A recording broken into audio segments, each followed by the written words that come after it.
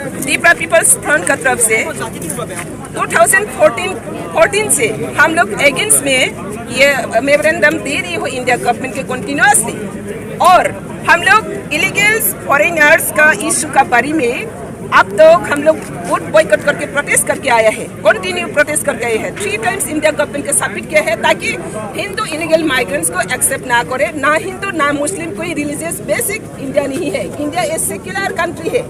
As per Indian constitution में कोई कर्तव्य डेट का बाउंड नहीं है, कोई रिलीजियस बेसिक का बाउंड नहीं है। लेकिन असम का 71 जो एकॉर्ड किया है ये पूरी तरफ से कॉन्स्टिट्यूशन को वायलेट करके किया है। लेकिन त्रिपुरा में हम लोग अभी देखा है, for an example Tripura contest में हम लोग देखा है हिंदू बंगाली लोग वहाँ पर 71 से पहले मेजोरिटी बन चुका है। तो 71 का डेट अगर इंडिया गवर्नमेंट अगर लागू करते तो वो लोग कहेगा ऑल इंडिया बेसिक में 71 लागू करेगा, तो क्या होगा? नेटिव पीपल से ज्यादा वो हिंदू बंगाली रहेगा। तो कॉन्स्टिट्यूशन में क्या लिखा है? वहाँ पर कोई कैटेगरी डेट का मेंशन नहीं है।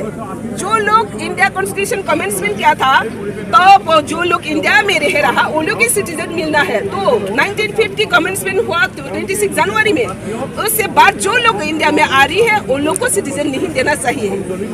ये मुद्दा को लेकर अभी तो इंडिया सेक्युलर कंट्री का ये मर्यादा ले रही हो, तो या अभी जो NDA government Hindu basic country बनाने के लिए इंडिया का जेन्युइन हिंदू को माइनॉरिटी करके बाहर का जो हिंदू को वहाँ पर मेजोरिटी बनाना, क्या ये पॉलिसी है?